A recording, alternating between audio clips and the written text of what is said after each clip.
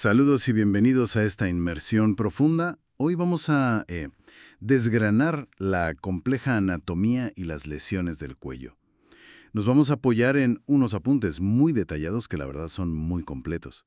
La idea es explorar a fondo los espacios cervicales, las adenopatías, también esas lesiones congénitas que a veces son un poco esquivas, ¿no? Y bueno, algunas vasculares e infecciosas importantes y un par de tumores clave. Buscamos una comprensión sólida, casi como una preparación intensiva para quien necesite dominar estos conceptos a fondo, quizá para un examen. Exacto. El cuello es un territorio, bueno, anatómicamente denso y fascinante. Comprender las relaciones precisas entre estructuras y las características que distinguen una lesión de otra es absolutamente fundamental. No se trata solo de, digamos, hacer una lista de nombres, sino de entender cómo la localización, el aspecto en las imágenes, el comportamiento de una lesión nos orientan, casi como un detective, ¿verdad?, hacia el diagnóstico correcto. Hoy intentaremos conectar esos puntos clave de forma clara y sobre todo útil. Pues entremos en materia. Si pensamos en la estructura base, esos espacios cervicales profundos son como, no sé, los barrios de una ciudad oculta bajo la piel. Empecemos por uno que suena importante, el espacio retrofaríngeo. ¿Qué nos dicen los apuntes sobre él? Bueno, es un espacio relativamente sencillo en cuanto a contenido. A ver, fundamentalmente tiene grasa y algunos ganglios linfáticos. Pero su importancia clínica es enorme. Actúa como una autopista potencial para las infecciones. Es que es una vía directa de diseminación desde focos infecciosos en la faringe, las amígdalas, incluso los dientes, hacia abajo, hacia el mediastino. Y esta conexión crítica se establece a través de una zona muy particular, el llamado Danger Space. El espacio peligroso, el nombre ya impone. ¿Es realmente un espacio delimitado o es más bien una ruta de mala fama entre fascias? Es más bien lo segundo, sí. No es un compartimento tan bien definido como otros. Es una zona virtual, un plano de clivaje potencial entre dos láminas de fascia. La fascia alar, por delante, y la fascia prevertebral por detrás. Su peligrosidad radica precisamente en eso. Al no tener barreras potentes, sirve como conducto directo, desde el espacio retrofaríngeo hasta la parte más posterior del mediastino, permitiendo que una infección faríngea pueda acabar complicándose con una mediastinitis. Y eso, bueno, es una situación muy grave. Entendido. Una vía rápida para problemas serios. Vale, sigamos explorando estos barrios. El espacio carotídeo. Su nombre ya indica que debe albergar estructuras vitales, ¿no? Sin duda, es uno de los espacios centrales y más importantes. Como su nombre indica, pues contiene la arteria carótida, la común, y sus ramas interna y externa. También la vena yugular interna, que es el gran vaso de drenaje venoso de la cabeza, el nervio vago, el décimo par craneal, crucial para muchas funciones, y claro, numerosos ganglios linfáticos de la cadena yugular interna. Lo interesante aquí, desde el punto de vista diagnóstico, es cómo se comportan las lesiones que nacen dentro de este espacio, las intrínsecas. Tienen patrones característicos que nos ayudan muchísimo en las pruebas de imagen. Fíjate. Pues mira, el paraganglioma carotídeo, que es un tumor típico de esta zona, tiende a originarse justo en la bifurcación de la carótida. Y al crecer lo que hace es abrir esa bifurcación. O sea, separa la arteria carótida interna de la externa. Esto crea una imagen muy característica en angiografía o resonancia magnética que llamamos el signo de la lira, por la forma que adopta. Ah, el signo de la lira, claro. En cambio, otro tumor frecuente aquí, el schwannoma, el que se origina en el nervio vago, suele comportarse diferente. Tiende a empujar todo el paquete vascular, la carótida y la yugular, como un bloque, conjuntamente, sin separar las arterias entre sí. Normalmente las desplaza hacia adelante y hacia medial. Esa diferencia en cómo tratan a los vasos es una pista sutil pero potentísima para el diagnóstico diferencial. Muy interesante, sí. Sigamos avanzando. ¿Qué hay del espacio parafaríngeo? Los apuntes indican que tiene como subdivisiones. Así es. Imagínalo como un espacio con forma de pirámide invertida. La base está en la base del cráneo y el vértice abajo hacia el hioides. Es un espacio predominantemente graso, lo cual es útil, ¿sabes? Porque una grasa se ve muy bien en TCI-RM y nos sirve de contraste natural. Y una estructura ósea, la apófisis estiloides, junto con los músculos que se insertan en ella, actúa como un tabique. Lo divide en dos compartimentos, uno preestilo, por delante de la estiloides, y otro retroestilo, por detrás. Vale, preestilo y retroestilo. ¿Y qué encontramos en cada uno? El contenido es diferente. Sí. Y eso determina las lesiones que esperamos encontrar. El compartimento preestilo es fundamentalmente graso. Contiene también el plexo venoso pterigoideo, ramas de la arteria maxilar interna y ramas del nervio trigémino, del OB3. Se sitúa justo medial a los músculos de la masticación, los pterigoideos. Por eso, las lesiones típicas aquí pues, son lipomas, tumores de grasa o tumores que se originen en pequeñas glándulas salivares accesorias que hay en la zona, o abscesos que vienen de infecciones dentales cercanas. Y algo muy característico. Sí. A veces, un tumor benigno de la glándula parótida, como el adenoma pleumorfo, si nace en la parte más profunda de la glándula, puede crecer hacia adentro, hacia medial, y aparecer como una masa en este espacio preestilo. Ah, o sea, que puede asomar ahí. Exacto. Y el compartimento retroestilio, por su parte, está justo por detrás de la estiloides. Y en la práctica, su contenido es casi idéntico al del espacio carotidio que describimos antes. Contiene la carótida interna, la yugular interna, los pares craneales I, X, XI y XV y la cadena simpática. Entendido. Entonces, las lesiones del retroestilio serían las mismas que las del carotidio, básicamente. Exactamente. Al compartir contenido, comparten patología. En el espacio retroestilio, o parafaringio posterior, como también se le llama, encontraremos las lesiones típicas del espacio carotidio. Para gangliomas, ya sean carotidios o vagales, schwannomas del vago o del simpático, y también patología de los ganglios linfáticos, claro, linfoma o metástasis. La clave es esa. La localización nos dice mucho sobre el posible origen. Queda muy clara esa sectorización. Ahora, saltemos a un hallazgo extremadamente común y a veces preocupante en el cuello: las adenopatías cervicales, los ganglios inflamados o aumentados de tamaño. Encontrar uno así siempre genera preguntas, ¿verdad? ¿Cómo podemos usar la ecografía, que es tan accesible, para intentar distinguir si un ganglio es sospechoso de ser maligno? La ecografía es una herramienta magnífica para esto, porque nos da información morfológica y vascular muy detallada. Hay varios criterios clásicos que nos ponen en alerta. Primero, la forma. Los ganglios normales suelen ser ovalados, como una alubia, ¿sabes? Con un eje largo claramente mayor que el corto. Cuando un ganglio se infiltra por un tumor, tiende a perder esa forma alargada, se vuelve más redondeado. Ajá. Un criterio práctico es medir el eje corto y el largo. Si el corto mide más de la mitad que el largo, es decir, el cociente entre largo y corto es menor de 2, ya es sospechoso. Un ganglio muy alargado, con un cociente mayor de 2, suele ser reactivo, benigno. Vale, la forma. Segundo, el hilio graso. El centro de un ganglio normal suele ser brillante en la eco, ecogénico. Es por la grasa del hilio y los vasos entrando y saliendo. Cuando hay infiltración tumoral, este hilio graso central a menudo desaparece, se borra o se desplaza. La ausencia de ese centro brillante es un signo de sospecha importante. Entiendo. Tercero, cambios internos. A veces, dentro de un ganglio metastásico, podemos ver áreas oscuras, anecoicas o hipoecoicas. Corresponden a necrosis o a degeneración quística. Necrosis o quistes. Cuarto, las calcificaciones. Encontrar calcificaciones dentro de un ganglio es muy sugestivo de metástasis, especialmente si son microcalcificaciones, esos puntitos brillantes muy pequeños. Son casi diagnósticas de metástasis de un carcinoma papilar de tiroides. Ah, muy específico eso. Sí. Y quinto, la vascularización. Usando el Doppler color, vemos cómo llega la sangre al ganglio. Lo normal es que los vasos entren por el hilio. En los ganglios malignos es frecuente ver un aumento de la vascularización y a menudo los vasos adoptan un patrón anormal.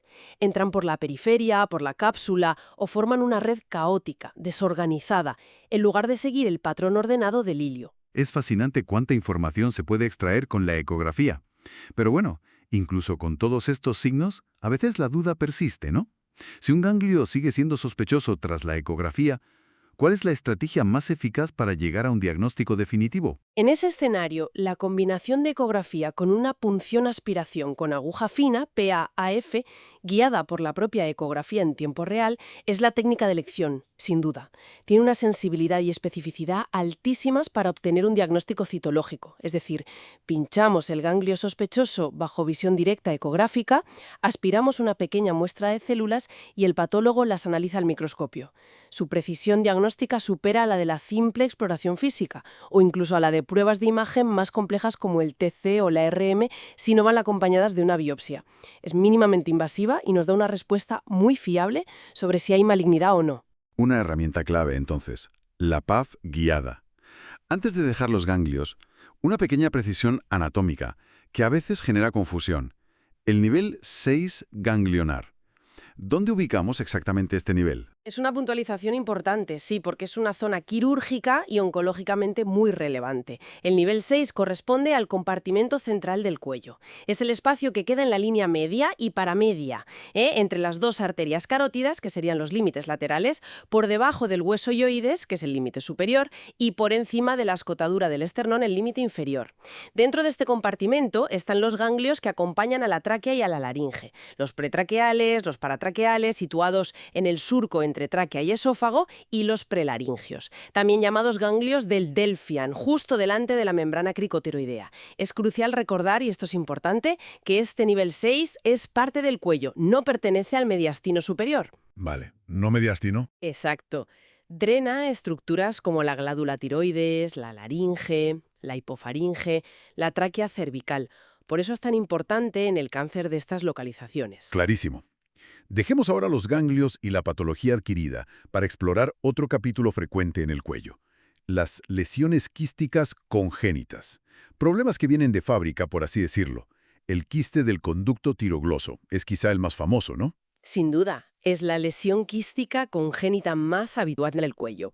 Su origen está en la persistencia de restos del conducto tirogloso, que es el camino embrionario que sigue la glándula tiroides para descender desde la base de la lengua donde se forma hasta su posición definitiva en la parte baja del cuello.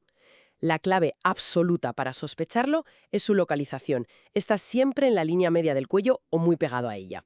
Además, tiene una relación muy estrecha con el hueso hioides, el hueso que tenemos en la parte alta del cuello. ¿Puede encontrarse justo por encima del hioides, a nivel del hioides o, y esto es importante tenerlo en cuenta porque a veces descoloca, incluso claramente por debajo del hioides? No es raro que el quiste se manifieste en la región infrahioidea. Vaya. Suelen ser masas blandas, no dolorosas, pero tienen tendencia a infectarse secundariamente. Si se infectan, duelen, se enrojecen, aumentan de tamaño. Tanto la ecografía como la TC son muy útiles para confirmar el diagnóstico. Muestran una lesión quística bien definida, de pared fina si no está infectada, en esa localización tan típica. Línea media y relación con el hioides. Línea media y conexión con el hioides. Anotado. ¿Y los quistes de hendidura branquial? ¿Son primos hermanos o una familia diferente? Son una familia diferente, sí, con un origen embrionario distinto. Proceden de restos de las hendiduras y arcos branquiales, estructuras que tenemos en el cuello durante el desarrollo fetal y que normalmente desaparecen. El tipo más frecuente, con mucha diferencia, es el que deriva de la segunda hendidura branquial. Y su localización es la gran pista para diferenciarlo del tirogloso. Es una lesión lateral, no está en la línea media. Lateral. Exacto. Aparece típicamente en el borde anterior del músculo esternocleidomastoideo, el músculo grande que cruza el cuello en diagonal, a la altura del ángulo de la mandíbula, más o menos, que va por detrás de la glándula submandibular y por fuera, o sea, lateral, al espacio carotidio. Suelen presentarse como masas blandas, indoloras, aunque también pueden infectarse. En imagen son típicamente quistes uniloculares, de pared fina. Aunque si han tenido infecciones previas, la pared puede engrosarse. Localización lateral versus línea media, una diferencia clave. ¿Hay alguna otra lesión quística de nacimiento relevante que debamos tener en mente según los apuntes? Si hay una tercera entidad que merece mención, el higroma quístico, aunque hoy en día preferimos llamarlo linfangioma cervical. No tiene que ver ni con el tiroides ni con las hendiduras branquiales. Es una malformación congénita del sistema linfático. Los vasos linfáticos no se desarrollan correctamente y forman acumulaciones quísticas. Su aspecto característico es el de una masa formada por múltiples quistes de tamaños variables. Como un racimo de uvas o una esponja, a menudo con finos tabiques, septos entre ellos. Multiloculado. Sí, multiaculado. Y una peculiaridad importante es que los linfangiomas pueden ser muy infiltrantes. No respetan bien los planos anatómicos. A menudo atraviesan varios espacios cervicales. Por eso decimos que son transespaciales. Aunque pueden aparecer en muchos sitios, tienen cierta predilección por localizarse en el triángulo posterior del cuello, la zona lateral y trasera. 3 tipos de quistes congénitos bien diferenciados por su origen y localización, vale.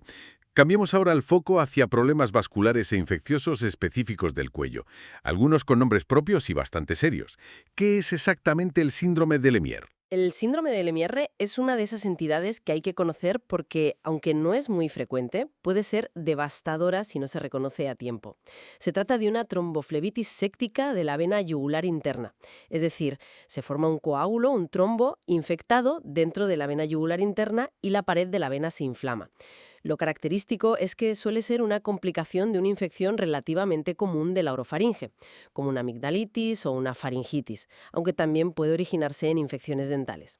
La bacteria que está detrás casi siempre es Fusobacterium necrophorum, un anaerobio que forma parte de la flora normal de la boca, pero que, bueno, en ciertas circunstancias puede volverse agresivo. ¿Y por qué es tan peligroso? ¿Por el trombo en sí? El peligro viene sobre todo de las complicaciones a distancia. Ese coágulo infectado en la yugular puede fragmentarse y soltar pequeños trozos, émbolos sépticos, que viajan por el torrente sanguíneo. El destino más frecuente de estos émbolos es el pulmón. Pueden causar múltiples abscesos pulmonares, neumonías complicadas, empiema, pus en el espacio pleural. Madre mía. Pero también pueden ir a otros órganos, como las articulaciones o el hígado, causando siembras sépticas. Además, la propia infección puede extenderse localmente hacia el mediastino. Por todo esto requiere un diagnóstico rápido y un tratamiento antibiótico intravenoso potente y prolongado. Es un cuadro que nos recuerda que una infección de garganta, aunque normalmente banal, puede tener complicaciones infrecuentes, pero muy, muy graves. Realmente impactante. Una complicación sistémica grave a partir de un foco local. Y la angina de Ludwig, otro nombre propio que suena alarmante. Es algo parecido. Comparte la potencial gravedad y la necesidad de actuar rápido, sí, pero es un proceso infeccioso distinto. La angina de Ludwig no es un problema primario de los vasos sanguíneos, es una celulitis o flemón, una infección bacteriana difusa y de muy rápida progresión.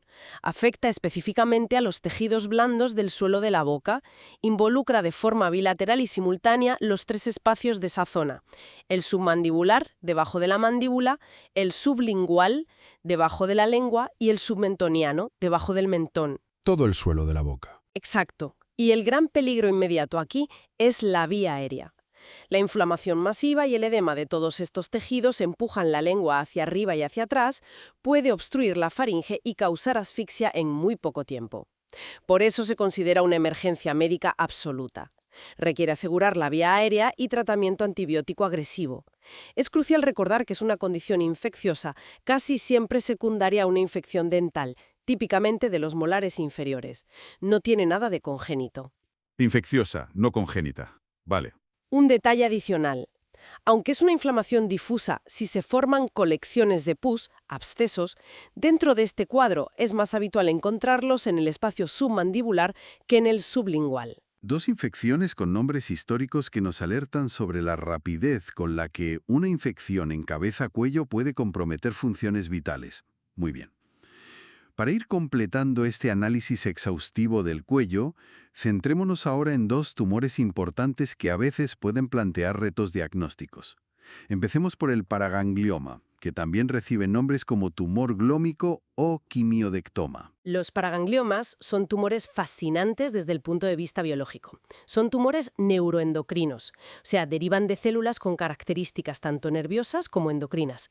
Se originan en células de la cresta neural, que forman parte del sistema nervioso autónomo, concretamente de los paraganglios. En cabeza y cuello, estos paraganglios están asociados al sistema parasimpático.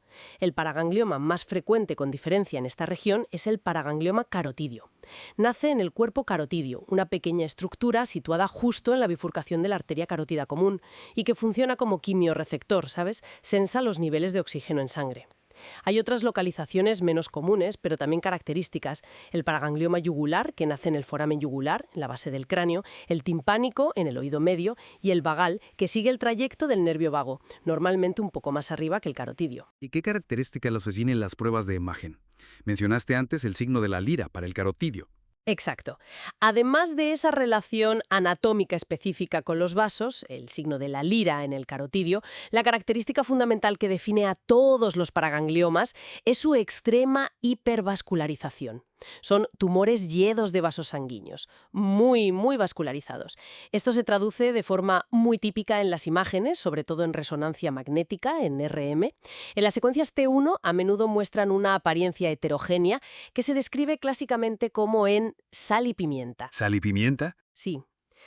La sal serían pequeños puntos brillantes, hiperintensos, que corresponden a focos de hemorragia subaguda dentro del tumor. Y la pimienta serían múltiples puntitos negros, hipointensos, que representan los vacíos de flujo de todos esos vasos intratumorales, por donde la sangre circula rápidamente. Además, cuando inyectamos contraste intravenoso, los paragangliomas captan el contraste de forma muy intensa y muy precoz, casi como las arterias, y luego lo lavan, lo eliminan, también de forma relativamente rápida. Este comportamiento dinámico del contraste refleja directamente esa enorme vascularización. La imagen de sal y pimienta y ese comportamiento con el contraste son muy gráficos, sí. Ahora, el otro tumor que a menudo entra en el diagnóstico diferencial en localizaciones similares es el schwannoma, también llamado neurinoma. ¿Cómo podemos distinguirlo del paraganglioma, si ambos pueden aparecer en el espacio carotidio o cerca de nervios importantes? Es una pregunta clave, claro, porque a veces la localización puede solaparse. El schwannoma es un tumor benigno completamente diferente en su origen. Nace de las células de Schwann, que son las células que fabrican la vaina de mielina que envuelve los nervios periféricos. Por tanto, puede surgir de cualquier nervio mielinizado. En el cuello, los más frecuentes son los que se originan en el nervio vago, en las raíces nerviosas que forman el plexo cervical o en los nervios de la cadena simpática cervical. La gran diferencia en su comportamiento respecto a los vasos ya la comentamos antes. Sí, lo del desplazamiento en bloque. Exacto. Mientras que el paraganglioma carotídeo se mete entre las carótidas y las separa hacia la lira, el schwannoma, especialmente el del nervio vago, que es el más común en esta encrucijada, tiende a desplazar todo el caquete vascular, arteria carótida y vena yugular, en bloque, conjuntamente, sin abrirlas. Lo más habitual es que los empuje hacia adelante y hacia la línea media, anteromedialmente. Y en cuanto al aspecto interno y el contraste, ¿también hay diferencias con el paraganglioma ahí? Sí, también hay matices. El schwannoma típicamente también realza intensamente tras administrar contraste, porque suele estar bien vascularizado, pero quizás ese realce no es tan extremadamente ávido ni el lavado posterior tan rápido como en el paraganglioma.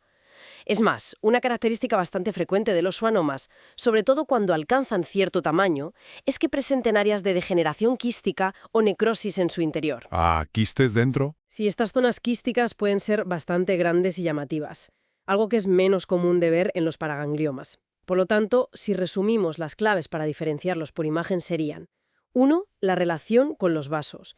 Separación en lira para el paraganglioma versus desplazamiento en bloque para el schwannoma.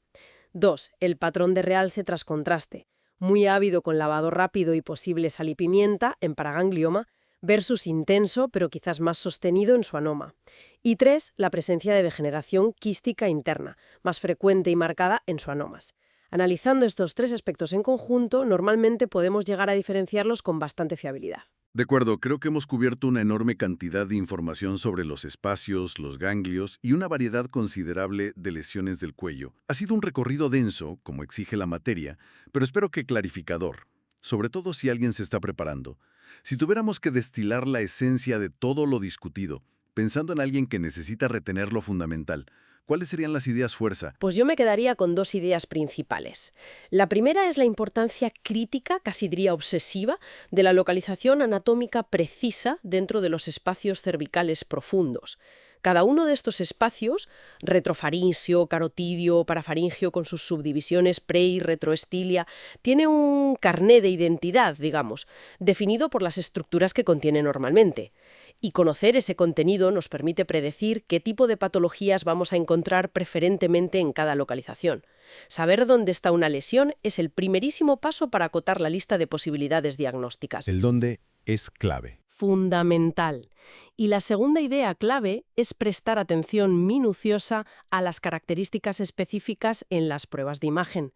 No basta con ver una masa, hay que analizar cómo es esa masa, cómo se relaciona con los grandes vasos, los separa como una lira o los empuja en bloque, si tiene detalles internos como calcificaciones que nos gritan tiroides, cómo es la morfología de un ganglio, redondo o alargado, tiene hilo graso o no, dónde se sitúa exactamente un quiste, en línea media o lateral, cómo capta el contraste. Son estos detalles, interpretados en el contexto de la anatomía espacial, los que nos permiten diferenciar entre entidades que a veces pueden parecerse. Navegar por la patología cervical compleja requiere dominar esta conexión entre anatomía espacial y semiología radiológica. Totalmente de acuerdo. Es como aprender a leer un mapa muy detallado donde no solo importa qué hay, sino exactamente dónde está y qué aspecto tiene. Entender esa geografía del cuello y cómo se manifiestan las distintas enfermedades en ella a través de la imagen es, como dices, fundamental. No es solo detectar algo anormal, es interpretar su contexto y sus características intrínsecas para darle un nombre. Exacto. Y ya que estamos en esta reflexión sobre la complejidad anatómica, lanza una última cuestión para seguir pensando, algo que se deriva directamente de todo lo que hemos hablado. Hemos visto la intrincada red de nervios, vasos, músculos y planos faciales que conviven en el cuello. Pero también sabemos que la anatomía no es un molde idéntico para todos. Existen variaciones anatómicas individuales significativas. Personas con trayectos nerviosos ligeramente distintos, con orígenes o calibres vasculares que se salen de lo normal, con relaciones musculares atípicas. ¿Cómo crees que estas variantes de la normalidad, que todos tenemos en mayor o menor grado, pueden complicar aún más el diagnóstico diferencial por imagen en esta región? ¿Cómo podemos asegurarnos de no confundir una simple variante anatómica, que no tiene ninguna importancia clínica, con una lesión real en ciertos casos? Es un desafío constante, ¿eh? Una excelente pregunta final que subraya la necesidad de un conocimiento anatómico profundo y de ser siempre críticos con las imágenes. Sin duda, algo en lo que seguir profundizando.